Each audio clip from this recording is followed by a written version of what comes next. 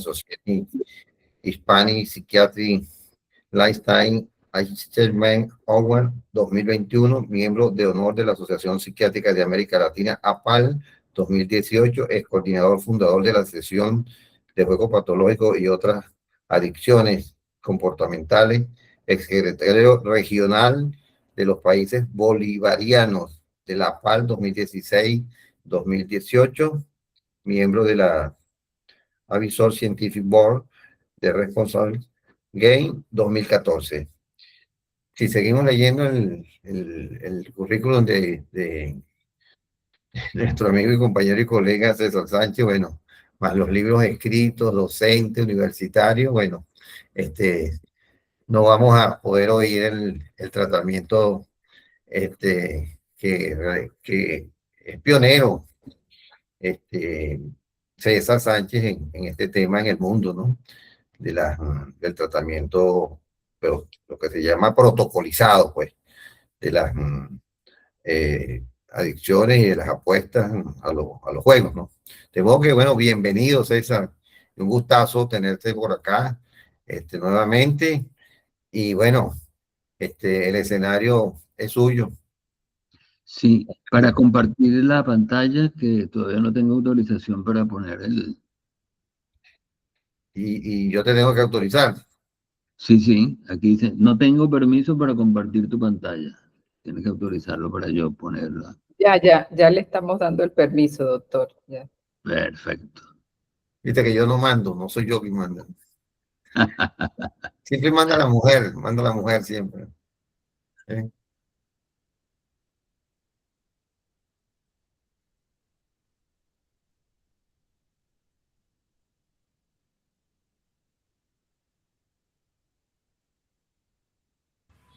Perdón. Doctor, Sánchez ya intentó autorizar porque no me aparece a mí el pedido. Eso es extraño. Tengo voz de mujer, pero estoy en ese camino, veremos. Aquí dice, no tienes permiso para compartir tu pantalla. Puedes pedirle a la organización de la reunión que active la función de compartir pantalla. Claro, y si lo pide, a ver. Bueno, pero creo que no. Bueno, sí. ¿Quién? Pero el organizador se lo pido. Juvenal. Permiso para compartir la pantalla. Pero no aparece un botón, qué extraño, porque debería Sí, aquí aparecernos. está, aquí dice, aquí hay como una pantalla con una flecha hacia arriba, pero cuando aprieto aparece ese letrero. No tengo permiso para compartir tu pantalla. Bueno, aquí, si yo le doy por ese mismo símbolo, aquí dice compartir pantalla, ¿le puedo dar a eso, Mauro? Sí. Le puedo dar a compartir pantalla. Allí, y ahora. Vamos a ver. Todavía me parece que no tengo permiso. Una sugerencia, abre tú la pantalla juvenil, juvenil también, abre tú la pantalla y a lo mejor una vez que tú la abras pueda participar directamente el profesor Sánchez Bello. Sí, pasa que me apareció un recuadro donde dice seleccionar una pestaña para compartir, pero me aparece Google calendario de abril 2026. No, pero eso es otra cosa. Eso es otra cosa. Sí. Ahora pruebe, doctor, por favor. Ok, voy ahí. Ahora creo que sí. Compartir pantalla. La presentación está comenzando. Permitir ver tu pantalla. Selección. Ok, tengo que seleccionar. Mantenimiento multimodal. Creo que es este. Gracias por lo de juvenil, Milvio. Claro que sí, mi hijo. Permitir. Milvio es nuestra profesora de posgrado de la Universidad Simón Rodríguez. Correcto. Ok. ¿Apareció algo? Sí. Ok. Ya esto lo dijeron, pero es importante primero agradecer, pues obviamente, esta invitación a compartir con ustedes este tema. controversial, fascinante, parte de nuestra cultura, entre otras cosas. Lo importante es que tengo que declarar que no tengo ningún conflicto de interés que deba ser declarado con esta presentación. Bueno, vamos a hablar entonces de lo que es el tratamiento multimodal del trastorno por juego de apuestas o por juegos de azar, o como lo hemos conocido, juego patológico. Y lo importante en primer lugar es que el hombre ha participado en juegos de azar desde la antigüedad, desde que existe el hombre. Aquí vemos una ánfora griega de 500 años antes de Cristo en las afueras de Troya, y donde vemos dos soldados, uno de ellos Aquiles, por cierto, jugando dados en la espera frente a Troya. Voy a hacer como un resumen. Ya tuvimos en el mes de enero ya una conversación más profunda sobre los juegos de azar y el juego patológico. Voy a hacer como un resumen, un poco para que sirva como introducción para entrar ya de lleno el tema del tratamiento del juego patológico. Lo que es importante es que, segundo, que hay como algo, ya sé, ya lo voy a quitar, es que tengo una flecha en todo el medio.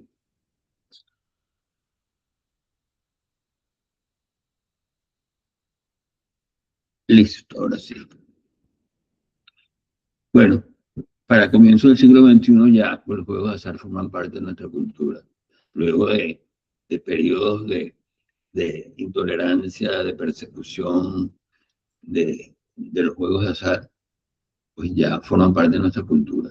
Y mientras que los juegos de azar en su variedad de formas pueden beneficiar a nuestros estados y son una razón por las cuales son permitidos a través de los impuestos generados, los hechos sugieren graves consecuencias que pueden resultar tanto para adultos, para jóvenes, para familias y comunidades, y los problemas que están asociados con los juegos de azar no son efectivamente identificados. Y ya sabemos que entre un 3,5% a un 5% de la población adulta tiene serios problemas con su manera de jugar. Y entre 0,5 y el 2,5% presenta juego patológico. Pero además, por cada persona con problemas con su manera de jugar, se van a ver afectados entre 5 a 10 personas relacionadas con el jugador. Además, la incidencia y prevalencia de problema de juego patológico es mayor en regiones que ofrecen mayores oportunidades para jugar, o sea, donde hay mayor oferta, incluyendo juegos de azar legales e ilegales, presenciales, online, etc. ¿Por qué jugamos? Dentro de las causas podemos posibilidad de ganar respeto y admiración entre nuestros pares, la misma dinámica del juego y toda la descarga de emociones diferentes que tiene, como una forma de entretenimiento, para entretenernos, por el fácil acceso, por la disponibilidad, por la gran oferta que existe, por la posibilidad de ganar dinero, porque es parte de nuestra cultura. No hay una fiesta patronales donde no encontremos diferentes formas de apuestas. Porque además de eso, proporciona acción, proporciona escape, y esto tiene una función importante para, casualmente, en el tema que nos ocupa, que es ya a la adicción de los juegos de azar, porque también puede ser una forma para resolver problemas, por el ambiente atractivo y toda, pues obviamente la parafernalia que tiene un papel importante también como reforzador de conductas. Lo que sí es importante es que los juegos de azar se han convertido ya en una parte aceptada de nuestra cultura, comparable con cualquier otro tipo de actividad de ocio, tales como ir al cine, eventos deportivos, conciertos, al teatro, y la gran parte de la población que juega lo hace de forma recreativa, sin efectos negativos. Sin embargo, para algunos, pues, las apuestas, los juegos de azar, se convierten en un grave problema, en algo que tienen que hacer en lugar de algo que quieren hacer. ¿Qué factores de riesgo aumentan la posibilidad de que el juego recreativo se convierta en juego patológico. Vemos que hay un continuo de no jugar, al jugar de manera recreativa, al abuso de los juegos de azar y para terminar pues en la dependencia. Entonces tenemos juego frecuente, fácil acceso, fácil uso, y ahora pues con los juegos a través de redes sociales, a través de pantallas, pues todavía es mucho más fácil. Igualmente reinversión rápida de lo ganado, dinero fácilmente accesible, falta de información, falta de educación, atracción por la tecnología, entre otras. Y diferentes términos como juego patológico, ludopatía, adicción al juego, juego compulsivo, jugador empedernido, trastornos por juego de apuestas o trastornos por juego de azar, que son la terminología que se utiliza actualmente, son diferentes términos para describir a un trastorno caracterizado por una preocupación excesiva y persistente por los juegos de azar, pensamientos irracionales, distorsiones cognitivas que están referidas a la suerte, a ganar, así como también pérdida de control y, lo que es más importante, el mantenimiento, la persistencia de esa conducta a pesar de las múltiples consecuencias adversas que tiene para el sujeto.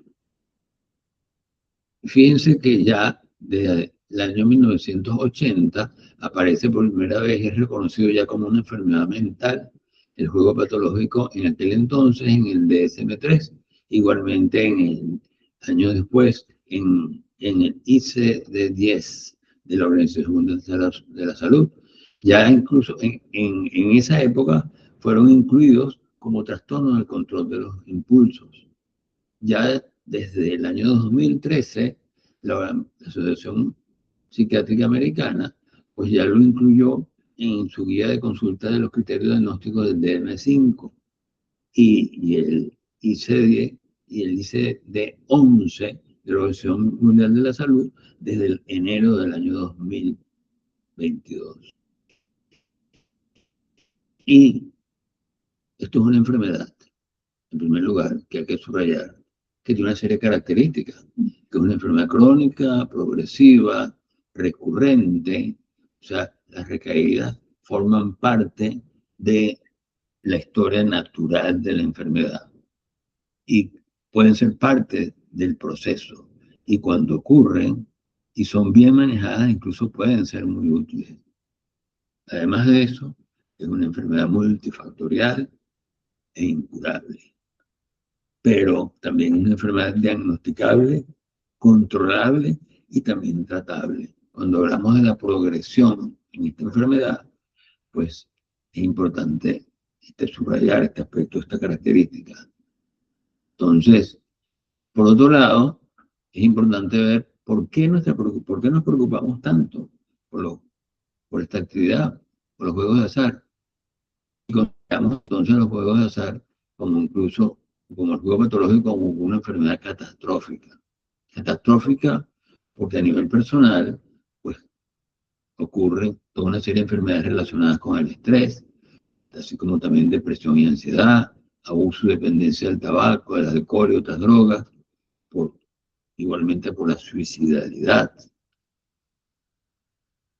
Además de esto, a nivel familiar interpersonal, por el rechazo, el abandono, la separación, divorcio, desintegración familiar que puede producir, hijos, niños más vulnerables al juego patológico, a presentar también trastornos depresivos, igualmente abuso físico y emocional. Desde el punto de vista académico y laboral, pues podemos observar pues, en los jugadores patológicos abandono de los estudios, disminución de rendimiento estudiantil o laboral, baja productividad, juicio distorsionado, abuso del tiempo libre. Desde el punto de vista financiero, el uso de recursos de los gastos básicos para apostar, como son los gastos de pago de vivienda, de alimentación, así como también medicamentos, entre otros, para apostar, endeudamiento, préstamos con usureros, salas de empeño, sobregiro, abuso de tarjetas de débito o tarjetas de crédito, que pudiera llegar incluso a la pérdida del crédito, a la pérdida de los ahorros y hasta, lamentablemente, llegar a la quiebra. Desde el punto de vista legal, vemos entonces delitos de cuello blanco, cheques sin fondo, embargos, falsificación, fraude, evasión de impuestos, así como también hurto, venta de bienes robados, entre otros. ¿Cuáles serían las poblaciones vulnerables? Niños, adolescentes, estudiantes universitarios. Por cierto que los estudios de ciencia de prevalencia duplican en niños pues las cifras y en estudiantes universitarios triplican la incidencia y prevalencia de los adultos. Igualmente las mujeres. Había antes una relación de 3-1 a favor de los hombres. Por cada 3 hombres, una mujer jugadora patológico. Pues con una serie de factores, pues libertad que tiene una mujer hoy en día, independencia, autonomía, manejo del dinero, pues esa relación de 3-1 se fue acercando hasta el punto que últimos estudios han encontrado incluso casi igual la relación de hombres a mujeres. Igualmente adultos mayores, grupos de bajo estatus socioeconómico, algunas etnias o subculturas, personas con comorbilidades como otros trastornos adictivos, tanto a sustancias como también otras adicciones comportamentales, trastornos del humor, trastornos de personalidad, impulsividad, trastornos de déficit de atención y también trabajadoras de la industria de los juegos de azar. Decíamos que esto es una enfermedad multifactorial y encontramos una vulnerabilidad o disposición en los jugadores patológicos, vulnerabilidad que es el resultado de la interacción de una serie de factores con los que el paciente nace, factores neurobiológicos, genéticos, constitucionales, factores individuales, en interacción con factores ambientales, factores determinantes como factores psicológicos, factores familiares, factores socioculturales, económicos, hasta espirituales, y sobre esa vulnerabilidad va a actuar otro factor ya no histórico, sino un factor más bien actual, como factor desencadenante, que puede ser cualquiera, desde curiosidad, oferta, bien factores económicos, y también factores perpetuantes, que son factores que contribuyen al mantenimiento, por lo tanto también de esta patología, que actuando sobre esa vulnerabilidad de exposición o terreno, van a conducir pues, a un síntoma, a una conducta o a un trastorno. Dentro de los factores neurobiológicos, pues es importante recordar pues, que la adicción, tanto a sustancias como a trastornos adictivos también comportamentales, es el resultado de cambios neurobiológicos que incluso el NIDA establece, incluso ya habla que están determinados por genes. Hay una vulnerabilidad genética importante, y más en el juego patológico, y por factores ambientales. Esto con la actuación conjunta de mecanismos de neuroadaptación y mecanismos cerebrales de refuerzo cerebral, mecanismos que tienen su asiento en uno de los circuitos que es el reward system, el circuito de recompensa, que tiene su asiento en el encéfalo anterior, neocortes, ganglios basales, sistema límbico, tálamo e hipotálamo. Y estos son los 4 circuitos que se han descrito en trastornos adictivos en general y en particular en el juego patológico. Por un lado tenemos el que estábamos mencionando, que es el circuito de recompensa, que está representado por los núcleos accumbens, igualmente el área tegmental ventral y el pálido ventral, que está rico en receptores de dopamina y que ante un estímulo de una conducta adictiva o de una sustancia, pues produce una descarga de dopamina con todos los efectos que produce de llenura, placer, satisfacción y con el deseo de repetir la experiencia. Una vez que la repetimos y se repite la experiencia placentera y seguimos repitiendo, empiezan a haber una serie de cambios, que es el proceso de neuroadaptación, que lleva entonces pues, a la necesidad de ir aumentando la frecuencia, la cantidad, el tiempo que se pasa relacionada con el consumo. Ajá. Y llega un momento que ya no se puede parar. Este es el proceso de tolerancia, que es el resultado de la neuroadaptación.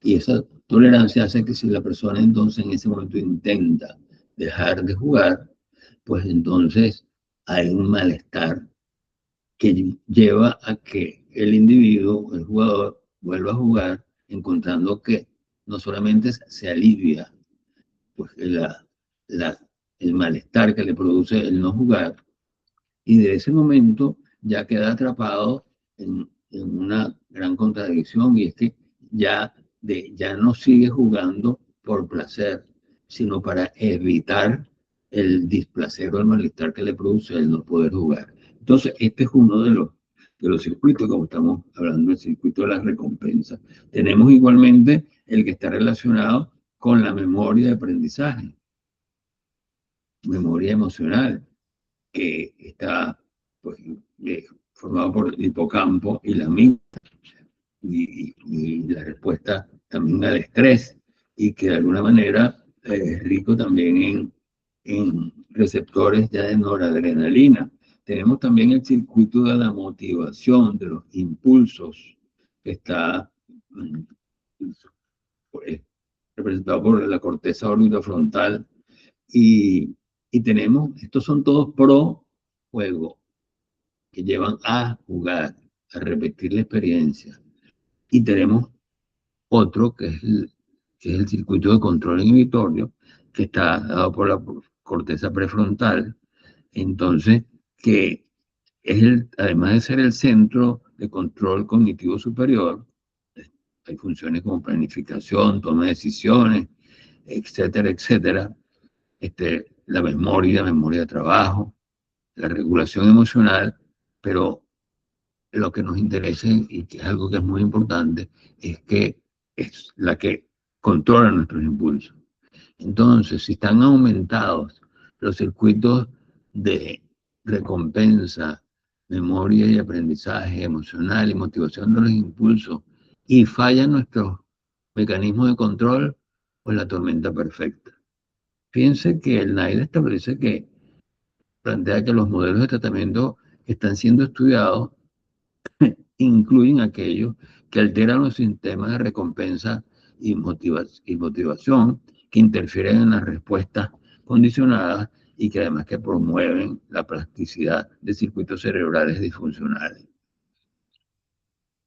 Los neurotransmisores que tienen relaciones con estos circuitos, que también tienen un rol importante en el juego patológico. La serotonina es la iniciación y cesación de la conducta. La noradrenalina en la excitación, en la activación. La dopamina en la recompensa, en el refuerzo. El sistema opioidógeno en el placer, en la urgencia. El cortisol tiene que ver con el estrés. Y el glutamato, pues igualmente en el funcionamiento cognitivo, igualmente con la flexibilidad cognitiva. Entonces, todo esto un poco para entrar ya en el tema de lo que es el tratamiento del trastorno por juego de apuestas. Un gran amigo de Argentina, que trabajábamos, compañero de lucha en este tema de los juegos de azar y además todas las políticas públicas relacionadas, decía que la ludopatía es un problema al que se llega involuntariamente, que nadie quiere ser adicto, ni perjudicarse o perjudicar a otros. Igualmente decía, el hombre siempre tiene una razón para actuar como lo hace, aunque su comportamiento parezca irracional. Siempre va a elegir la opción que considera más favorable para él. Y siempre va a elegir el comportamiento que considera mejor, pero, y esto es importante, dentro de su repertorio. Fíjense que yo siempre recuerdo igualmente a Enrique Chigurúa, psicólogo, investigador, profesor universitario del País Vasco, que él dice que cualquier conducta placentera puede ser que se convierta en un trastorno adictivo si se dan las circunstancias. Entonces, imaginen todas las consecuencias que se derivan de ello. Pero es importante cuando evaluamos el continuo de severidad, que es importante. Y fíjense, aquí puse un tobogán.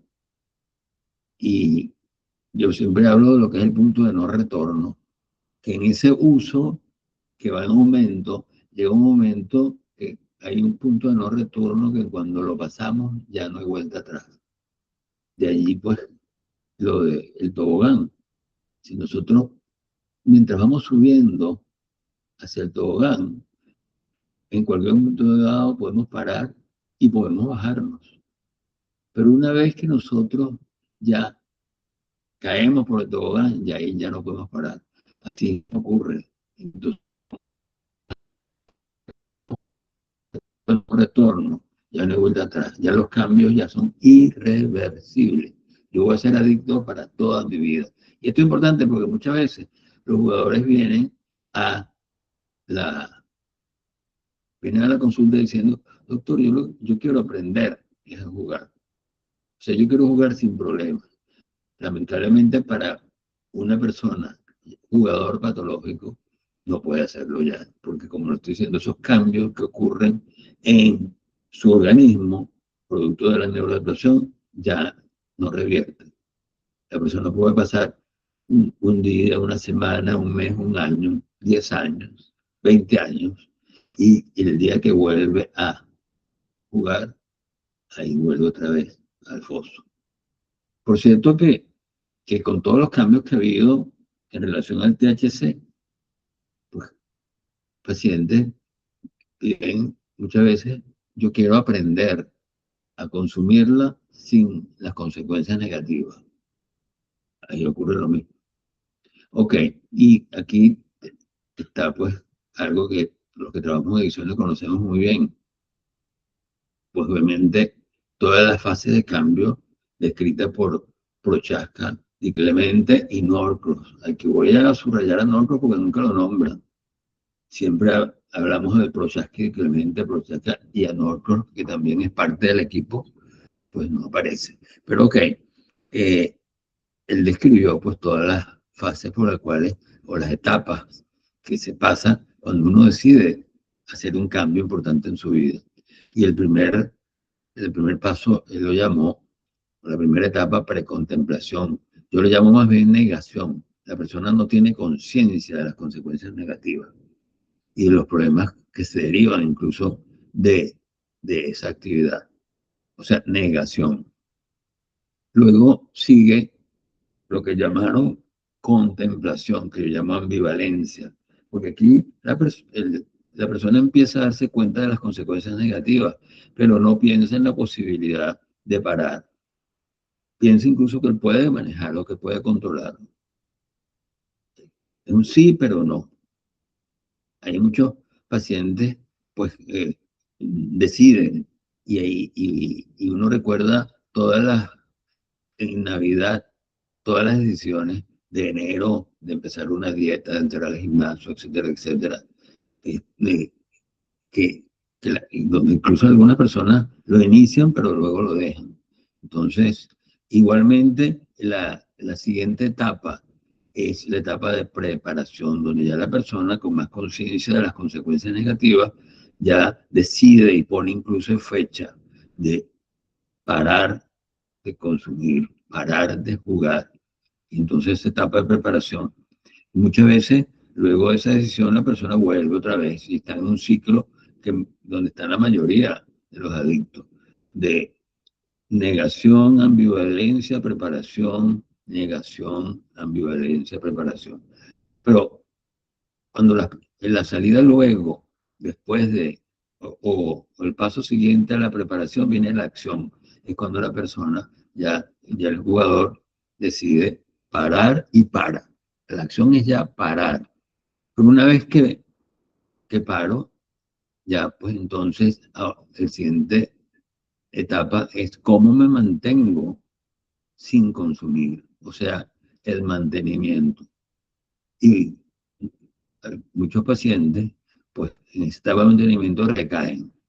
Y la recaída es como una salida permanente, donde muchas veces, pues volvemos otra vez. Y como dijimos antes, las recaídas son parte del proceso. Incluso son una fuente de aprendizaje importante. Cuando están en terapia, pues pueden ser muy útiles en ese aspecto. Entonces, esto nos lleva a lo que son las etapas del tratamiento. La primera etapa, yo la resumo en dejaré de jugar. Voy a dejar de jugar. Ya con fecha y todo. La segunda etapa es dejé de jugar, o sea, paré de jugar. Y todo lo que implica parar de jugar, con la abstinencia, etcétera, etcétera. La siguiente, la tercera etapa, no juego más. ¿Cómo hago para no jugar más? Una vez que ya pasé por estas etapas. Vamos entonces ya entrando en algunos aspectos generales del tratamiento del juego patológico. Y algunos aspectos a subrayar. En primer lugar, los trastornos adictivos, bien sea sustancia o las adicciones comportamentales, son, como decíamos, son enfermedades crónicas, progresivas, recurrentes y deteriorantes en nuestro funcionamiento. En los trastornos adictivos, estudios de seguimiento a 1 o 2 años demuestran que el tratamiento basado en evidencias y buenas prácticas clínicas es tan exitoso como el de cualquier enfermedad crónica, como la diabetes, la hipertensión arterial, etc.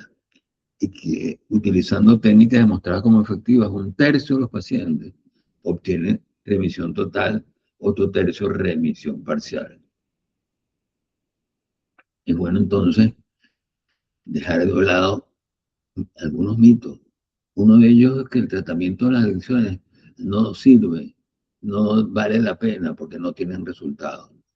Porque el planteamiento es que recaen muchos pacientes que inician tratamiento para dejar de consumir o de jugar. Por ejemplo, el alcoholismo, 50% recaen, 40% de los adictos a opiáceos, 50% de los adictos a cocaína, 50-70% de los adictos a nicotina. Pero es que cuando vemos entonces las enfermedades crónicas, pues, y se dice, no, ahí sí es efectivo, no controlable. Pero resulta que los datos nos dicen que recaen el 30-50% de los diabéticos, 50-60% de los hipertensos, el 60-80% del asma.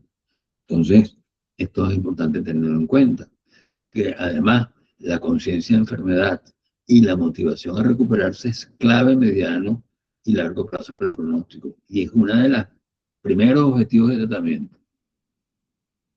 Pero no es indispensable al inicio, cuando muchos de los pacientes vienen por presión social o presión familiar, o porque hay una amenaza de castigo o de privación de beneficios.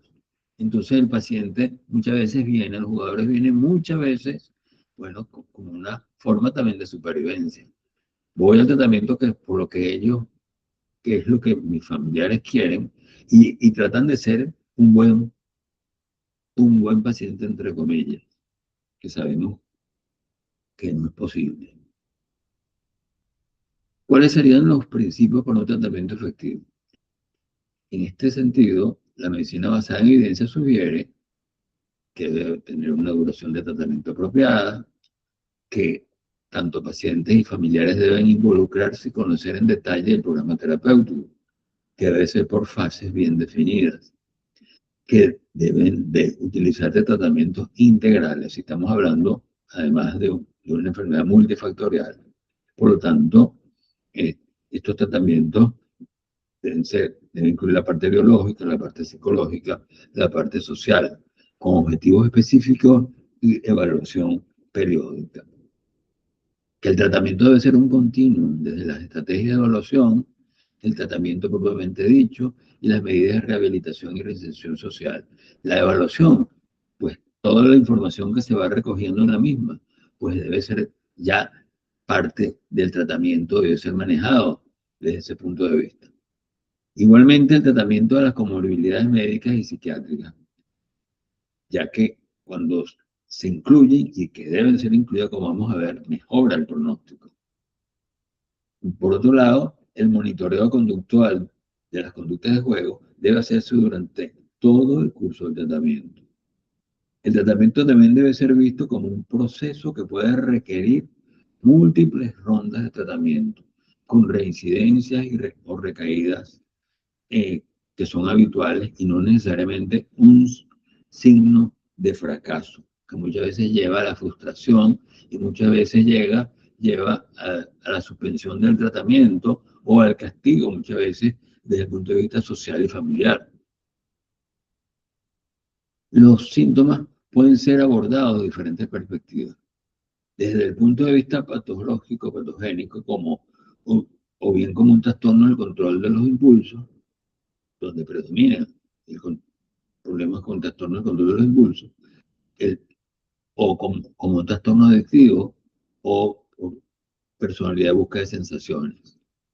Igualmente, de las patologías asociadas, bien sea trastornos afectivos como depresión, ansiedad, abuso de sustancias, lo que es trastorno de déficit de atención o trastornos de personalidad, o bien como síntoma de otra patología psiquiátrica, lo que sería juego sintomático o juego secundario A, como por ejemplo el trastorno afectivo bipolar, que es uno de los criterios de exclusión en la lista de criterios para el diagnóstico de juego patológico, o como consecuencia de medicamentos, como en el caso de los agentes antiparkinsonianos en el tratamiento de la enfermedad de Parkinson, que vemos incluso el riesgo de aparición de ludopatía en pacientes parkinsonianos tratados con agonistas de dopamina, como la amantadina, la bromocriptina, la cabergolina y principalmente con el pramipexol, el Mirapex, al punto que incluso tiene un warning, tiene una llamada de alerta, porque puede producir conductas impulsivas como compra compulsiva, sexo compulsivo y también trastorno de juego de apuestas o de juegos de azar.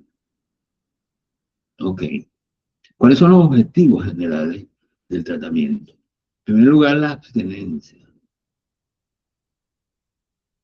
la conciencia de enfermedad, junto con la motivación al cambio. Igualmente, las estrategias para la prevención de recaídas, o sea, la prevención de recaídas.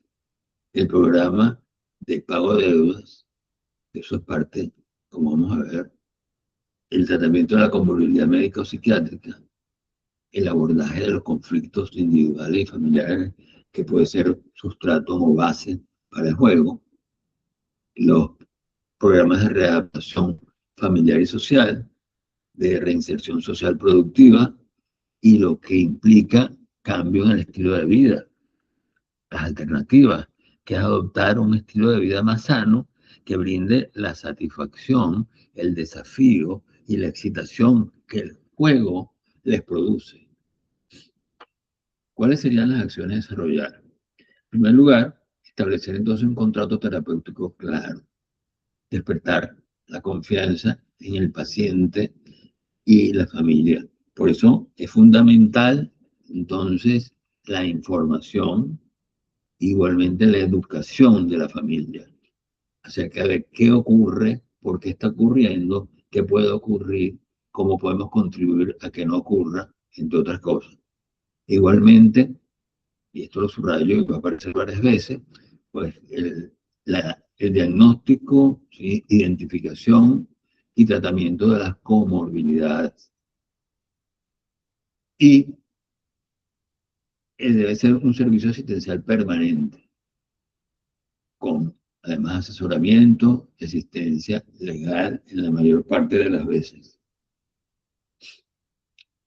Entramos ya entonces en el protocolo de diagnóstico. Para tratar al paciente tenemos que hacer el diagnóstico, no solamente el diagnóstico de trastorno de juego, sino también todas lo que se encuentra involucrado y las características. Entonces, tenemos que comenzar en ese protocolo diagnóstico con un sentimiento informado, hacer una historia clínica completa, la historia del juego, con el uso de instrumentos y escalas para evaluación del juego patológico. Entonces, cuando hablamos de la historia del juego, en el motivo de consulta, la edad de comienzo de apuestas, y la edad en que el juego se convirtió en problema, la última vez que este paciente jugó, qué deuda tiene actualmente por el juego, qué tipo de juegos participa y cuál es el patrón de juego en ellos, qué pérdida tiene estimada desde que comenzó a jugar, si lo ha hecho,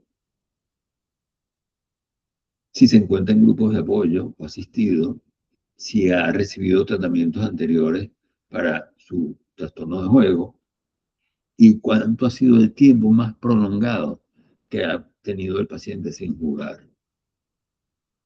Igualmente la historia infantil, abuso sexual, abuso físico, abuso emocional o rechazo familiar, conflictos familiares, padres divorciados y cómo se manejó el divorcio en la familia, problemas escolares, así como también la muerte de miembros de la familia y cómo fue manejado y cómo le afectó, o el ser testigo de violencia doméstica, entre otros.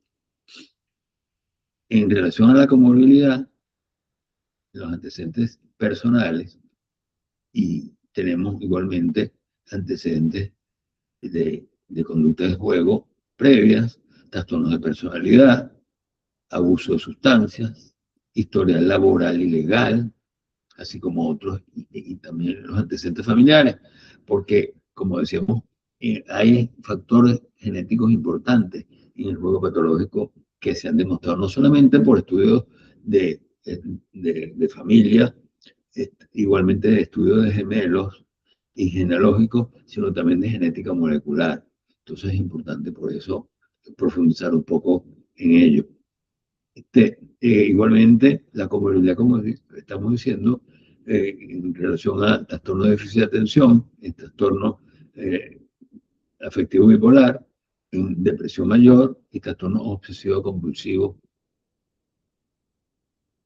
Y dentro de los criterios diagnósticos, basados en el CIE-11, el DSM-5 y actualmente entonces el DSM-5-TR, las áreas de evaluación tenemos que investigarlas. Igualmente,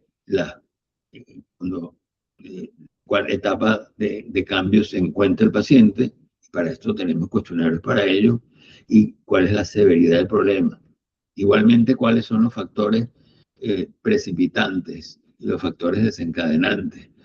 Signos, síntomas, consecuencias, patrones de juego si existen y qué tipo de patrones, así como también factores predisponentes como factores genéticos, factores sociodemográficos, factores interpersonales, factores ambientales, entre otros.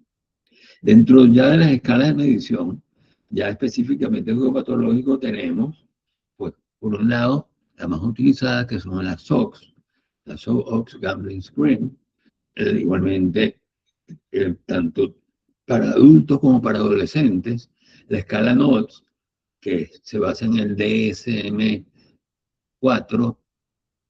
y el DSM-4-TR. Igualmente tenemos la escala de seguimiento para jugadores patológicos que se le pasa, pues, cuando inicia la consulta. Igualmente sigue y es muy útil también en el seguimiento, para ir comparando, para ir cómo va evolucionando. Entonces, este es de Hermano Tavares. Y también tenemos la escala para la evaluación de los estadios de cambio en jugadores anónimos, que este es de Lizardo Becoña. Entonces, esto nos permite, pues obviamente, tener una percepción más clara de acerca de qué está pasando, por qué está pasando. Pero igualmente, tenemos otras escalas de medición de juego patológico en relación en relación a la comorbilidad. Tenemos la escala Hamilton para depresión, la escala de Brown, que déficit de atención, la escala alimentaria de situaciones, la escala de impulsividad de Barrot, las escalas de personalidad como son la de el inventario de temperamento y carácter, así como también en Milo, también la escala de búsqueda de sensaciones de Kronecker, y la escala de búsqueda de sensaciones, perdón, que es la de Zuckerman, o también la escala de trauma, y la escala de trastorno obsesivo compulsivo, que es el Yale Brown Obsessive Compulsive Scale, lo que es el IBOX. Ok. Una vez que tenemos ya toda esa información, pues pasamos entonces ya al protocolo propiamente de tratamiento. Es importante igualmente acotar todo lo que plantea el NIDA, que ningún tratamiento sirve para todas las personas. Los tratamientos son individualizados, dependiendo de lo que nosotros habíamos recogido en la evaluación previa, que debe ser un tratamiento fácilmente disponible, orientado a múltiples necesidades, con una evaluación continua del plan de tratamiento, con una duración adecuada, que incluye terapia individual y grupal, farmacoterapia, que debe haber un abordaje integrado de las comorbilidades psiquiátricas, que no es indispensable al principio del tratamiento de la voluntariedad, como dijimos antes, y que igualmente que está proyectado a largo plazo y con múltiples episodios. ¿Cuáles son los instrumentos terapéuticos utilizados? Pues fíjense, los grupos de apoyo, jugadores anónimos y también los familiares de jugadores anónimos. Igualmente, intervenciones psicosociales como terapia individual, de tipo terapias motivacionales, terapia de conducta dialéctica o terapia cognitivo-conductual para el manejo y el tratamiento de las distorsiones cognitivas o las distorsiones del pensamiento, que entre otras, la dilución de control, la confianza en la suerte, la correlación ilusoria, entre otras. Entonces, igualmente, la prevención de recaídas, los programas de intervención conductual, luego tenemos en tercer lugar la terapia de pareja y la terapia familiar y la terapia farmacológica. Dentro del tratamiento, la fase sería, en primer lugar, la primera fase, el alejamiento del juego, y luego el desarrollo y la adquisición de habilidades. Y cuando hablamos entonces de lo que es la primera etapa de alejamiento del juego, sería la abstinencia, control de dinero, cancelación de deuda y también de cambio de hábitos. En este sentido, existen también los programas de autoexclusión o de autoprohibirse la entrada en las salas de juego, no solamente las físicas para el juego presencial, sino también para las online. Y ya incluso en los programas de juego responsables, que muchas veces en algunos países son obligatorios y en otros países pues lo utilizan los casinos o las salas de juego o de apuestas online, también estos programas de autoexclusión hacen que al jugador no le permitan entrar, es rechazado. Sale incluso la base de datos de los casinos online o de las salas de apuestas online o de los casinos físicos. Y el objeto, y esto bueno, en primer lugar es una herramienta que está destinada a las personas que voluntariamente decidan excluirse a sí mismos de concurrir a las salas de bingo, casinos o de salas de juego en general. Pero esto también forma parte de programas de tratamiento. Es como un control externo, vamos a decirlo así. Fíjense, aquí tengo, cuando se inició el programa de autoexclusión en Argentina, y que fíjense que en el Clarín aparece el 19 de julio del periódico del 2006. Los adictos al juego podrán solicitar que no los dejen entrar a los casinos de provincia.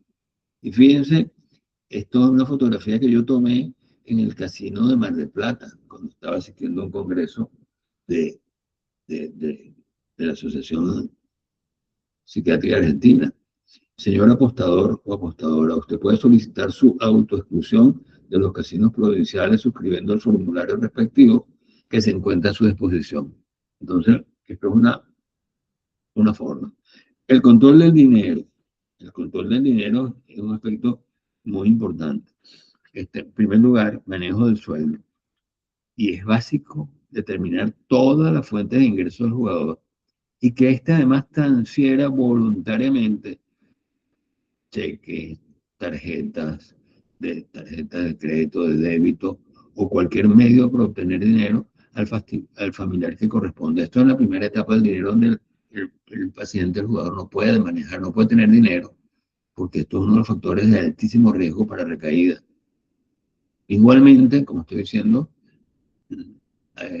sueldos, salarios, tarjetas y otros, así como también el programa de cancelación de deudas y también el manejo del dinero, entre otras cosas para su manejo personal, como vamos a ver. Igualmente el cambio de hábitos. Esto significa cambio de amistades, sitios, rutas, evitando en toda la primera etapa del juego, pues el tener en contacto con las actividades relacionadas con apuestas y con juegos de azar en general. Entonces, y esto, fíjense, en las personas que su juego es en apuestas deportivas, pues las actividades deportivas se convierten en un estímulo que favorece las recaídas. Por lo tanto, también en esta etapa se deben de incluso de prohibir. Un segundito. Ajá. Cuando hablamos entonces del programa de cancelación de deudas, es muy importante.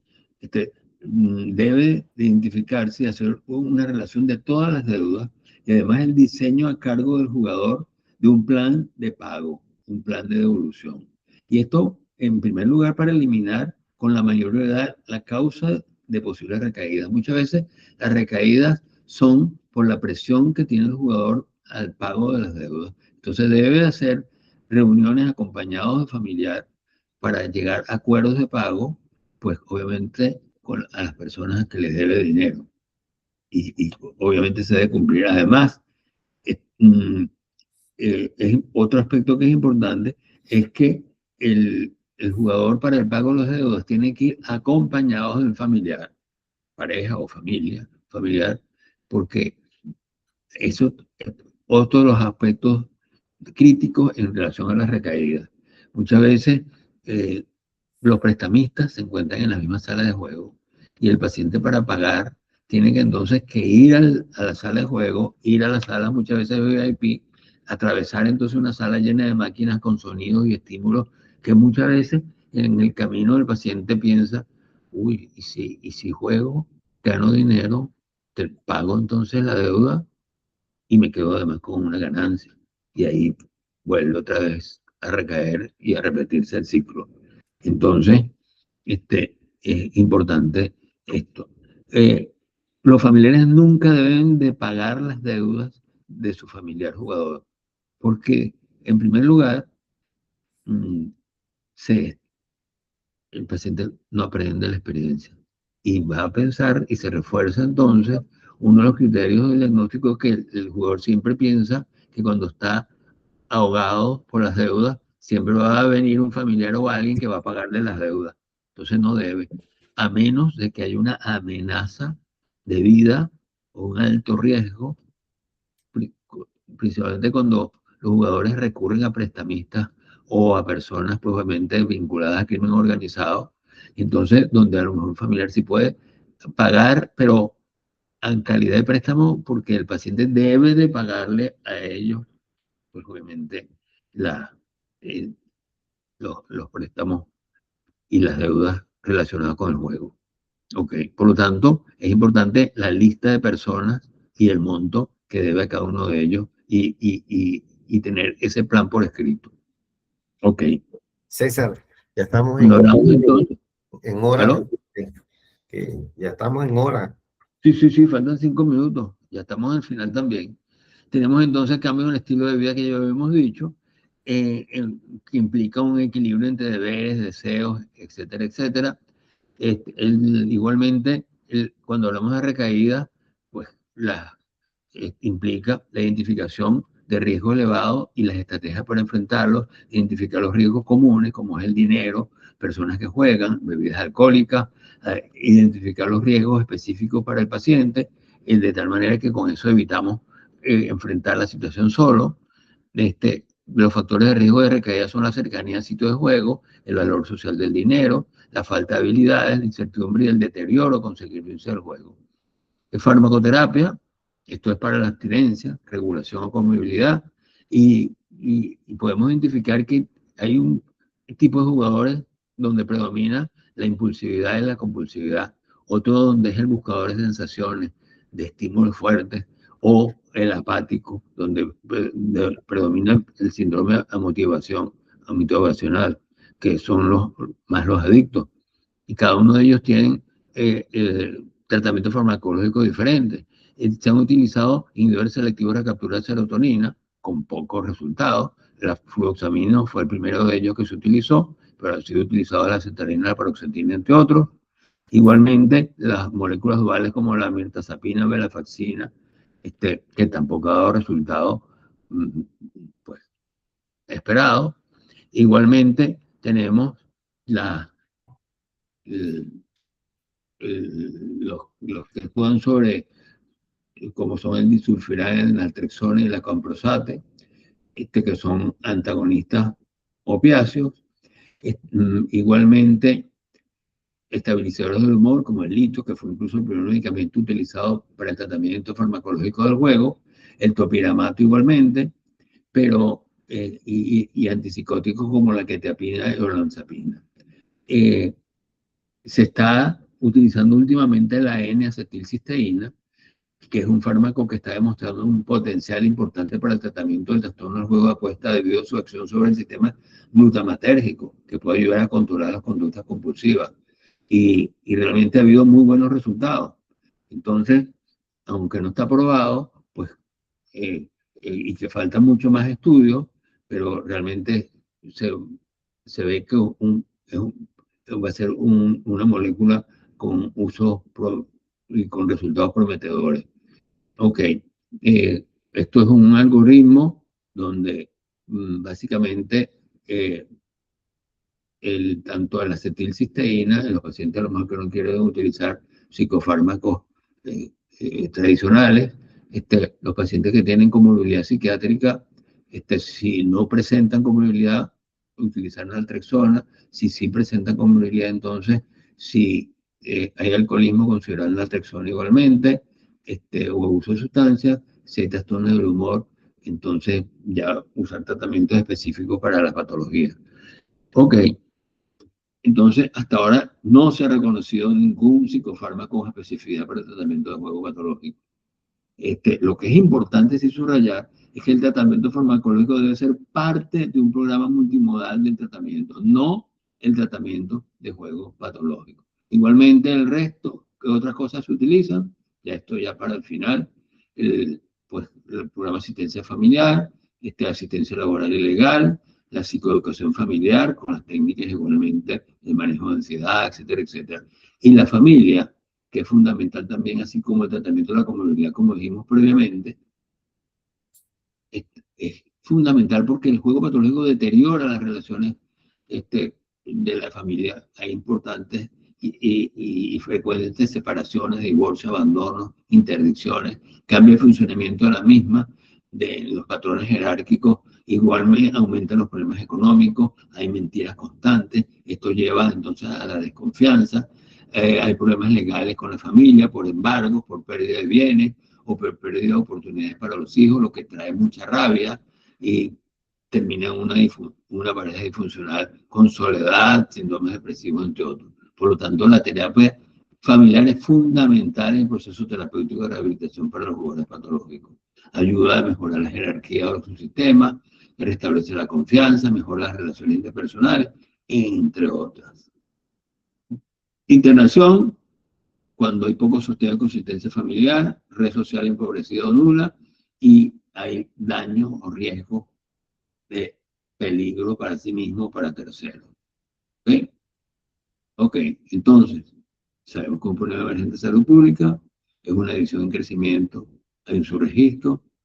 La prevalencia se ha triplicado en las últimas 2 décadas, son muy comunes. En la era del Internet, 2/3% de los jugadores son usuarios y por lo tanto tienen más riesgo y cambian porque es más fácil y más cómodo, y eso se demostró en la pandemia, pues obviamente el juego a través de Internet en vez del juego presencial. Debemos profundizar más en nuestro conocimiento sobre esta patología y de allí la importancia del diagnóstico. No podemos seguir ciegos ante este problema que cada día es más evidente. El juego responsable va de la mano del juego legal. Por lo tanto, decidir jugar o no jugar es una opción personal de la cual cada persona es libre y responsable, pero es una decisión que debe estar basada en el conocimiento del tema y de sus consecuencias. Esto es algo con el cual termino yo las intervenciones sobre juegos de hace muchos años y sigue siendo muy actual. Bueno, muchísimas gracias. Muchísimas gracias a ti, César. De verdad que excelente planteamiento con respecto a un tema tan complejo y donde contamos, pues, si en adicciones nos quedamos cortos, el tema de apuestas y juegos patológicos o ludopatía, o como se ha llamado últimamente, mira, es escasísimo. No sé cómo vas a hacer para multiplicarte, pero es necesario que te multipliques o te clonamos, algo así. La verdad que hace mucha falta esto, ¿no? Voy a leer solamente una reflexión por cuestiones de tiempo, porque solamente podemos llegar hasta acá el día de hoy. Es una compañera que hizo una reflexión acá, desde el principio, que dijo: buenas noches, saludos desde Venezuela, en Barquisimeto. Interesante tema y muy necesario conocer. Casi todos nuestros comportamientos tienen su trasfondo emocional, junto a traumas experimentados y mal gestionados, y tiene mucho que ver con cómo vimos y vemos a papá. Gracias, Eucaris Rodríguez. Muy bueno, muy bueno. Muy bueno. Estamos a la orden para Así es. más información, o los protocolos, o los cuestionarios para diagnóstico y evaluación de este trastorno. Siempre tenemos que subrayar como esto es una enfermedad, esto es un trastorno, esto no es un vicio, esto no es una debilidad de carácter, como muchas veces se pretende o se maneja. Así es. Bueno, muchísimas gracias a nuestro invitado especial, el doctor César Sánchez Bello, además, pues, destacado especialista a nivel mundial en este tema en particular. Muchas gracias a la audiencia por mantenerse, y además, bueno, abiertos al mundo entero. Le damos, pues, nuestro mayor agradecimiento de parte de Bienestar, tratamiento online de las adicciones. Y bueno, yo como médico psiquiatra, también especialista en adicciones, director del programa. Particularmente, bueno, agradecemos a todos y a todas, y que pasen una linda noche y que sigamos trabajando en lo que son el tratamiento, la prevención y la promoción de salud para evitar esta pandemia de la humanidad, que son las adicciones. Bueno, Siempre- Dios los bendiga. Gracias a ustedes. Gracias a ustedes. Saludos. Y siempre a la orden.